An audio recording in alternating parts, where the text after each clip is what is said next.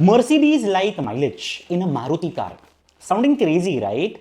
But that's the hue and cry of everyone, every citizen these days, thanks to the E20 petrol, which is the petrol that's blended with 20% ethanol, a target that the government has achieved in July 2025, a big 5 years ahead of its original schedule. Now, you would be surprised to know, my friends, that all the cars manufactured prior to 2023 were designed for E10 fuel only, means a maximum of 10% ethanol blending. In fact, Hyundai i20 and Mahindra Thar user manuals have written that run this machine on anything more than E10 blend and your warranty may not cover it.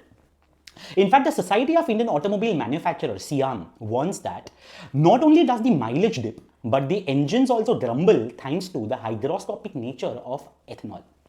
Hygroscopic nature of ethanol means it has more ability to retain moisture, which can corrode the seals, the pumps and the valves. This translates to faster wear and tear, sooner repairs and higher maintenance bills. Now, despite all this, my friends, our bureaucrats are absolutely hell-bent on ethanol blending, and I don't even think that we should even dream of a rollback back to the OG petrol. In fact, our road minister, Gadkari ji, on the contrary, has pressed the accelerator on finalizing the norms for 27% ethanol blending by this month end. And he is expecting to achieve this E27 fuel target by 2028. So, in the eyes of government, this is not a problem only, first of all. Rather, they find it as an opportunity. By opportunity, I don't mean using your political tenets to set up an ethanol plant, boost your revenue multifold in just a year. No. See, it's known, actually speaking, that India imports 85% of its fuel requirements.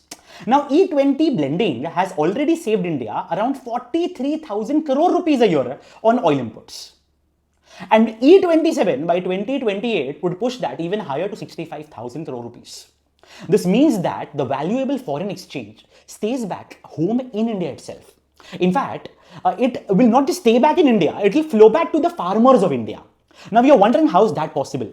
See, a majority of ethanol that is produced in India comes from sugarcane. And those who aren't aware, India is the second largest producer of sugar in the world, just behind Brazil. Remember of Brazil, my friends, I'll come back to it in just a while. So for the sugarcane cultivators, ethanol has become a hope via a fuel tank. An industry which was once known for drowning in debt thanks to the surplus stockpiles of sugar and heartbreaking farmer suicides. Ethanol has literally rescued them. With E27 coming into play, I think they would be dancing in joy. But here is the catch. Sugarcane dependence for ethanol is a disaster in making, in my opinion. Why? Because sugarcane is a thirsty crop. It's a water guzzler, means it drinks water like a fish. Don't believe me? Producing 1 kg of sugar takes more than 2,500 liters of water. And 2/3 of India's sugarcane comes from Uttar Pradesh and Maharashtra. By Maharashtra, I mean those drought hit belts like Vidarbha and Marathwada. Push sugarcane too hard for more and more ethanol, we are risking turning a fuel relief into a water crisis. Sugarcane can deplete our groundwater resources and stress our ecosystems in ways no one has ever imagined. Do you remember water wars that will happen in Kali Yuga? Well, I believe we are literally pushing ourselves into it. So now the big question is that what is the solution to this? I think the only solution possible is diversification of stock feed for ethanol production. Means instead of sugarcane, we should start producing ethanol from maize, damaged crop. Then you remember that stubble which gets burned in Haryana that jeopardizes the health of lakhs of people in the NCR every winter? In fact, even municipal waste for that matter, everything can be used for ethanol production. And if you think if I'm talking in thin air, let me clear it out. A 2G ethanol plant in Panipat is already converting crop waste into ethanol. That's no extra water needed, no stress on irrigation resources, cleaner air, and a smog-free atmosphere. But the question that still burns in your and my mind is that, are our cars ready for this E20 and E27 fuels? The answer to my and your surprise is a yes. SIAM confirms that the technology exists not just for E27 but also for higher blends like E85 and E100 petrol as well. E100, that's not petrol, that's 100% ethanol, by the way. In fact, at the Auto Expo 2025, popular models like Maruti Brezza, Hyundai Creta, Mahindra XUV 700, Toyota Hyryder, all of them were tested for high ethanol compatibility and they have fared exceptionally well. And 14,000 kilometers away, Brazil, what I just spoke of some time back, is a live case study for all of us. Friends, they started ethanol blending way back in 1970s, that's 50 years back. Today, 90% of their cars are flex fuel. Flex fuel means they are capable of running on petrol, E10, E20, E27, E85, E100, anything you put in, they will run on that.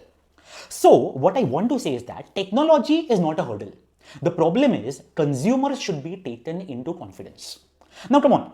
The government cannot force consumer to let the consumer's car drink what they want to offer, and that too at what blend which is not even disclosed. So this has to change, and the change has to be rapid.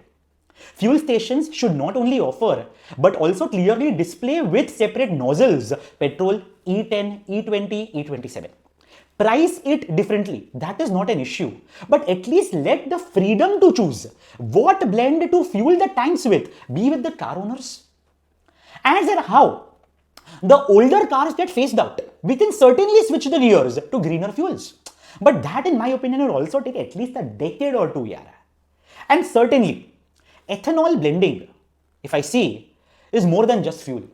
It's a master stroke for energy independence, for farmer empowerment, and smarter choices for the Viksit Bharat, undoubtedly.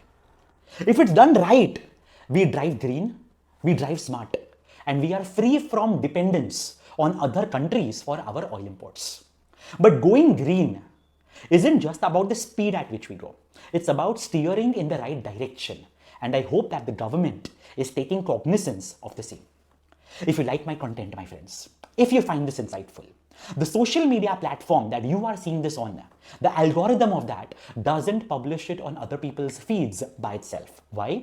Because it's more than 3 minutes long.